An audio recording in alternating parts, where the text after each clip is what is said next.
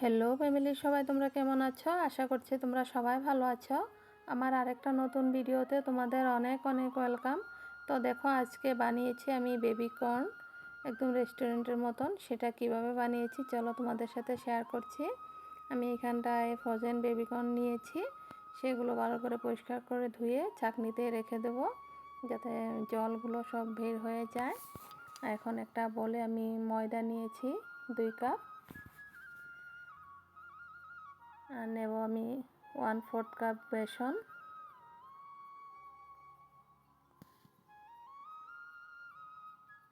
আর 1/4 cup নিয়েছি cornflour,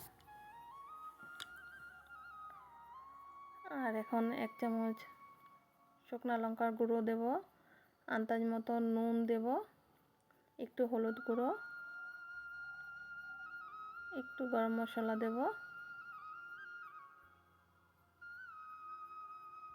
দিয়ে এগুলো ভালো করে আমি মিক্স করে নেব। আর এইভাবে বানালে একদম তোমরা বুঝতেই পারবে না ঘরে বানিয়েছো না রেস্টুরেন্টে, আর রেস্টুরেন্টের থেকেও টেস্ট হয়েছে এগুলো। তো দেখো, আমার এখন বেবি কর্নগুলো আমি ময়দাতে কোটিং করে রেখে দেব, আর যেগুলো আবার ময়দা আছে এগুলো আমি ফেলে দেব।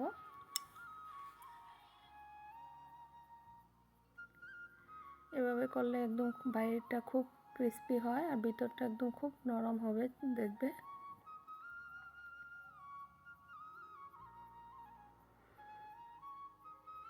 আমার সবগুলো করা হয়ে গিয়েছে।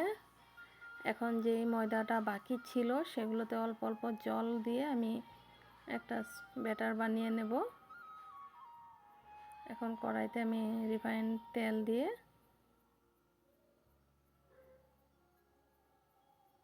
সবগুলো বেবি কর্ন আমি ভেজে নেব।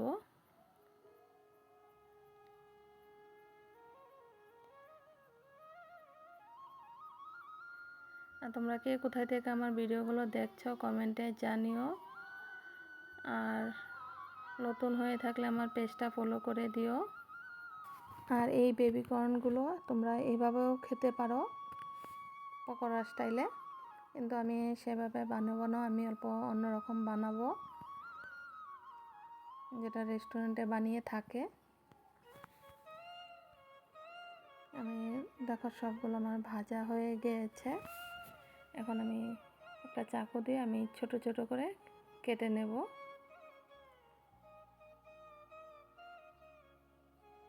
আর এইভাবে করে বানালে এই বেবি কর্নগুলো এত টেস্ট হয় না, কি বলবো তোমাদেরকে। এখন একটা প্যানে আমি বাটার দিয়ে দিয়েছি 1 চামচ। এখন রসুন কুচি দিয়ে দেবো এটাতে, আর কাঁচা লঙ্কা কুচি করে রেখেছিলাম আর পেঁয়াজ কুচি করে রেখেছিলাম, সেগুলোও দিয়ে দিয়েছি। এখন একটু ভাজা ভাজা হয়ে গেলে আমি একটু পরিমাণ মতো নুন দিয়ে দেব, আর এখন দিচ্ছি অল্প বেশি করে অরিগানো, আর দিয়ে দেবো চিলি ফ্লেক্স, ঝাল ঝাল লাগবে বেশ। আর এখানটায় দিচ্ছি শেজওয়ান সস, একটু টমেটো সস, আর চিলি সস,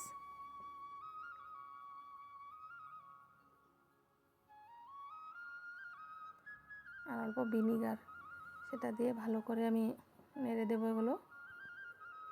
এখন আমি বেবি কর্নগুলো দিয়ে দেবো এটাতে, আর এভাবে করে বানিয়ে খেয়ে দেখো, ভীষণ টেস্ট হয় খেতে। তোমরা রেস্টুরেন্ট থেকে এনে খেতে হবে না। এখন একটা বাটিতে আমি 1 চামচ কর্নফ্লাওয়ার গুলে রেখেছিলাম, সেগুলো দিয়ে দিয়েছি। সেটা দিয়ে আমি ভাজা ভাজা করে নেব।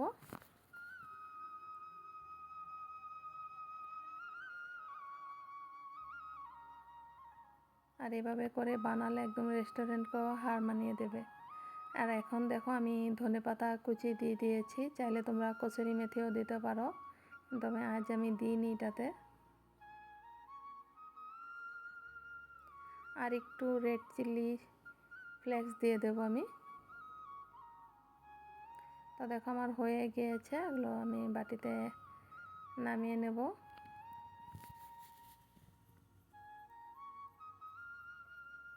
তো কেমন হয়েছে অবশ্যই কমেন্টে জানিও। তাহলে এখনকার মতন আসি, সবাই ভালো থেকো, সুস্থ থেকো।